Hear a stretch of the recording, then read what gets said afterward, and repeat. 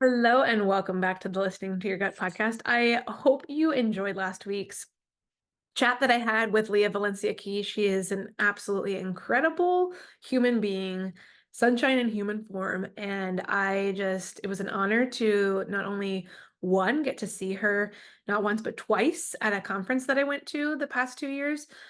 But for her to come on my podcast was just phenomenal. Like it just was so incredible. And if you know that I shared in that podcast episode at the beginning that she actually did a read aloud with my students last year, which was it was just incredible. So hope you enjoyed that as much as I did. Listening back to part of that episode last week, I was just like, I just love this human being. I love this woman. So I hope you did too.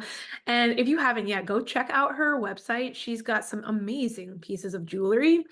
I'm privileged to have some. I purchased some from her. And I also have these really awesome, fluffy socks that look like Big Bird socks. They're incredible. And they're yellow, so they make you just feel like you have a little piece of sunshine from her. So definitely go check that out. You are not going to regret anything that you purchase from her website because it just makes you feel good. It makes you feel like you have a little piece of love from her because you do.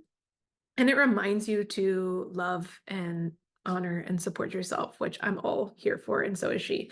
So, without further ado, though, we're going to dive into today's episode. And today's episode is talking about and focusing on why do we have puffy under eyes, some of us? How does this happen? And what are some things we can do to support ourselves naturally to either eliminate and or alleviate some of this? So, this kind of was sparked by one, some of you shared in a poll that I recently did on Instagram that you were interested in this topic.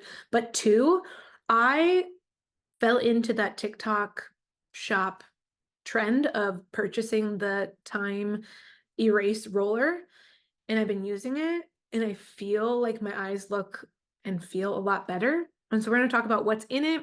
We're going to talk about if you don't want to purchase that, how you can create your own time eraser roller for yourself. And like I said, also other things, if you don't even want to go down that route, other things you can do, again, naturally. I'm all about the natural piece of this, right? This is my whole MO. But other things you can do naturally to support decreasing and or eliminating under eye bagginess. Now, I will say I don't like looking at me, through this screen on um, YouTube. Well, first of all, YouTube, like screens never show actually the way you really look, right? Like I think I look a lot better on the screen because there's a filter, right? There's always a filter, right? But just like generally speaking, I don't really suffer from a whole lot of bagginess underneath my eyes, typically. So, for me, it's more of a preventative thing. Like I'm wanting to make sure that as I continue to age, that under eye bagginess is not something that I have to deal with, right? So yeah, this is going to be a great episode for those of us who are like me, who don't really deal with it, but want more of the preventative piece. And also for those of us who do have it, want to either decrease it and or eliminate it. This is going to be the perfect episode for you. Or if you're just curious, this is also the perfect episode for you. So let's go ahead and dive into common reasons. I'm going to give you 6 common reasons why we often endure or see under eye bagginess. And then I'm going to give you some remedies and also some at-home things you can do yourself. So to create the time erase roller, I should say. So here we freaking go. All right, first and foremost is number one reason is diet, okay? If your diet is high in sodium, you are going to be more at risk for developing under eye bagginess because we know that sodium causes us to retain water. And it causes us to feel more bloated, right? And that bloatedness can actually end up being, affecting your eyes too, your under eyes. So it can just cause us to feel more inflamed, can look like we're swelling, right? Especially in the eye area. And so the more sodium you put in your body, the more sodium you have in your diet, the higher chances you are going to have of developing some under eye bagginess. So that's number one. Number two would be sleep. Sleep. Oh, I can't speak. Number two would be sleep. So this actually goes both ways. It could be one, undersleeping, like not getting enough rest, okay, because your body's just not able to flush out all the toxins. It's not able to really rest and rejuvenate, and that can cause your under eye blood vessels um, to be thrust out of whack and to expand or dilate, causing the puffiness in your eyes. But also, if you're oversleeping, that can also be part of the issue too, and for the same reason. You're getting too much sleep. Your body just doesn't know how to respond or react to that, and so one of its kind of alarm mechanisms, if you will, is to then it dilate those blood vessels in the eyes. So that's one thing. But the other piece to this too, in terms of sleep, is when you sleep on your side and when you sleep on your stomach, you're actually like gravity is forcing you downwards, right? Because we're always being forced down, like we're not floating, right? Because of gravity. So when you sleep on your side, it's forcing like the blood to rush and everything to go down towards the bed. And when you sleep on your stomach, which again, I'm someone who likes to do both of those things, it's also forcing everything to go downwards, right? So some of that water, that fluid retention can end up being built up in your eyes and just stay there because you're pushing everything, down towards the bed. So that was something that as I researched this, I was like, wow, I didn't realize that. So sleep, again, lack thereof or too much can also be a contributor to puffiness in your under eyes. Third thing is allergies. Okay, so if you've got congestion and inflammation from your allergies, one of the things often we see, as a side effect to allergies is puffy under eyes or just puffy eyes in general. So if you know you have allergies, making sure that you are getting some antihistamine into your body is going to be supportive. If you can also put into your diet some naturally supportive antihistamine foods, that would be great as well. And just, that's going to naturally support helping to decrease the buildup of histamine in your body. I would also say if you are able to, if supplements are your thing, that maybe potentially looking at including DAO, which helps to get a hold of that excess histamine, that would be something to look into to support you in decreasing that histamine in your body and thus then reducing the inflammation that you feel, and just the overall puffiness that often you're going to be subject to because of your allergies. So that is number 3. Number 4 is aging. Okay, naturally, like I said at the beginning of this, as we age, our bodies go through lots of different. Whoa, sorry, I am looking out the window and I don't know what's going on. Okay, somebody, squirrel brain. We're good. I thought I saw something that I didn't outside, and thank goodness I didn't. We're good. We're good. Okay. Nobody's in harm. Nobody's in jeopardy of being endangered. It's nothing like that. I just thought I saw something that I clearly didn't. Okay. So, fourth thing, like I said, is aging. Okay. And at the top of this podcast, I shared aging is one of those things that I want to be mindful of as I continue to get older. And one of those things that I know comes with aging is sometimes saggy under eyes or baggy under eyes, right? So, the reason why this is that you lose that muscle firmness underneath your eyes as you age. That causes that sagginess. But like I had mentioned, I might have mentioned earlier, I can't remember, you can also then end up storing fat in those crevices or in those, little under eye areas of your eye. So because the muscles are weak and not really as firm as they used to be, that muscle can be replaced by fat. So, again, it's one of those things where you might end up accruing this type of condition or this type of, kind of aesthetic, if you will, and you may not. I think for me personally, I know that I believe that the more we take care of our bodies in terms of how we move it and how we feed it, right, with nutrition, I think the less likely we are to accrue some of those things, right? So if you are doing a solid job of moving your body on a regular basis, listening to your body in terms of what kind of movement it needs and not pushing it, but also making sure that you are eating good, you're putting good nutritious food into your body. I personally am of the mindset that if you're doing those things, then when you get to that age, or as you start to age, you're going to be less likely to develop those types of things like the under eye bagginess. Okay. That being said, though, I think some of us are just naturally prone to more susceptibility to having under eye bagginess, and that comes from genetics. So that is our fifth one, is genetics. Some people that just physical characteristic runs in the family.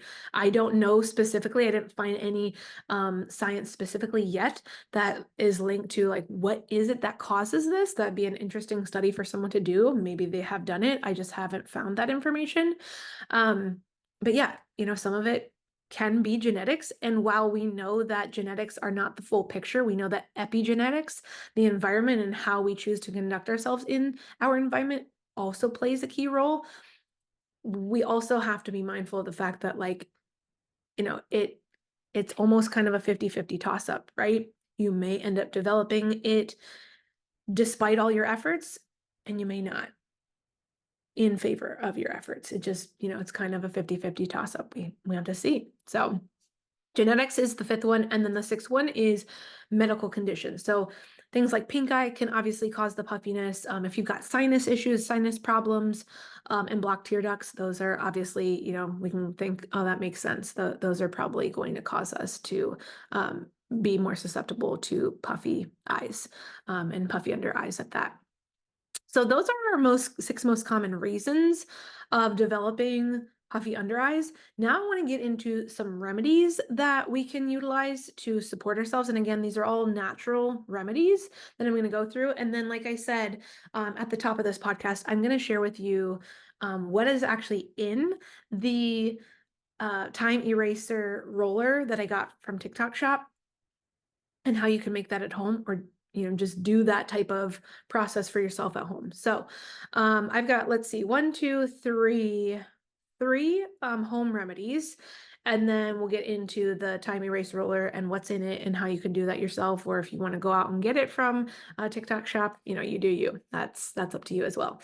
So first thing is a cold compress, okay? And I know that seems uncomfortable, but when you think about all the people that are doing cold plunges, I mean, it's the less intimidating version of that. So using a cold compress, just like we know, for after a surgery or an injury, is going to help to lessen the inflammation by reducing the blood flow. And that's going to cause our eyes to decrease that puffiness. Okay, so you want to close your eyes for a few minutes, lay that cold compress just, across the bridge of your nose is probably good enough, and just have that cold compress on there so that it can help to reduce the inflammation. So that'd be number one. Number two is going to be hemorrhoid cream. And you're probably like, excuse me, did I hear her correctly? Hemorrhoid cream? What? What are we talking about? So hemorrhoid cream, yes, you heard me right, actually has an ingredient in it. Oh, I don't know if I'm going to be able to pronounce it right. Phenylephrine, I believe, and I'll put it in the show notes if you want to know the exact name of it. But it narrows our blood vessels, and that then reduces swelling. Okay. So the caveat to this is, if you're like wondering, okay, hemorrhoid cream should not supposed to be up here, it's supposed to be down there, right?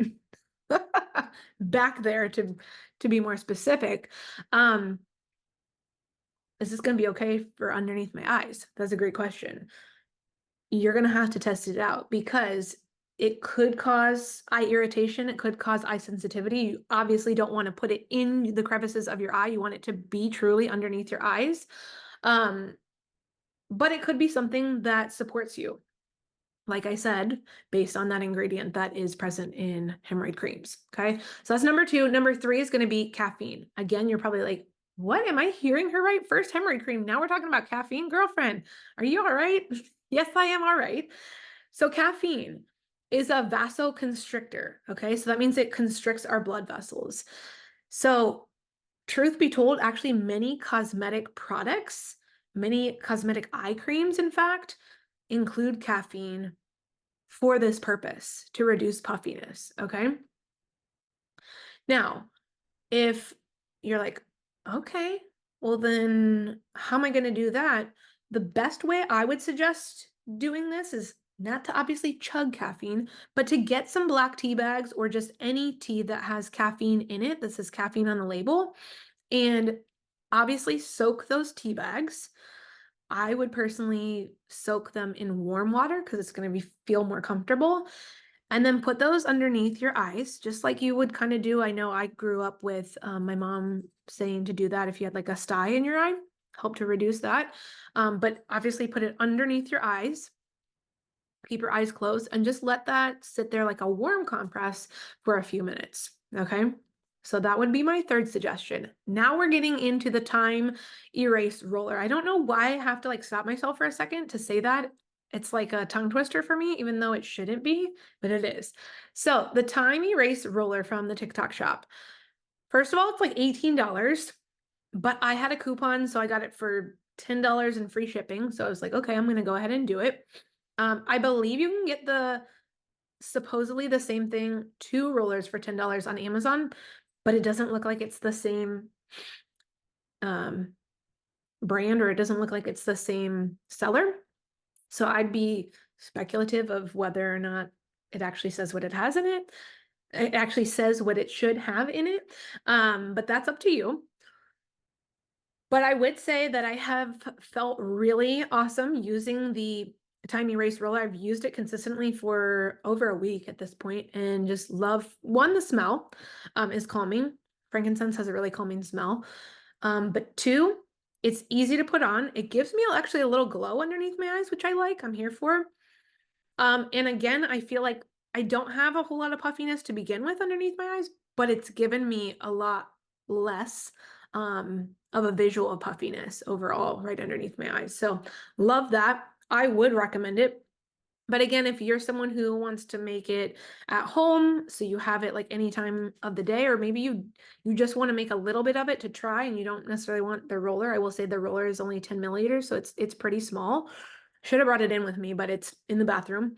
Um, you can make it at home. So the two things that are in it are castor oil and frankincense. So we're going to break down why those two ingredients are important, and what the ratio is if you want to make it yourself at home. So first thing is castor oil is anti-inflammatory. You can also use castor oil as like a castor oil pack for your abdomen, like during your period, if you're feeling inflamed, bloated, that will help to decrease and reduce some of the inflammation and bloating. There also is some research out there, still kind of early, but some research indicating that a liver oil, or excuse me, a castor oil pack might, over top of your liver, might help to aid in liver detoxification. So, there's again, budding research on that. So, long story short, castor oil is not just for, one thing. It's a multi-purpose thing. I actually have a bottle of castor oil. So once I'm done with this roller, I'll probably invest in a little bit of frankincense and make my own and just refill that, the roller ball that I got from TikTok shop. But yeah, castor oil is anti-inflammatory, excuse me. And then frankincense is another oil, and it helps to eliminate toxins from the skin, therefore then reducing puffiness. It also has a really, like I said earlier, really calming scent to it. So some people like to diffuse frankincense in their home because it just has that calming vibe to it. So it's kind of a dual purpose, I think, as well in that sense. But if you're not interested in purchasing the time roller, you don't want to go to or you don't want to go to Amazon and risk getting the sketchy one from there, which I totally hear you on that.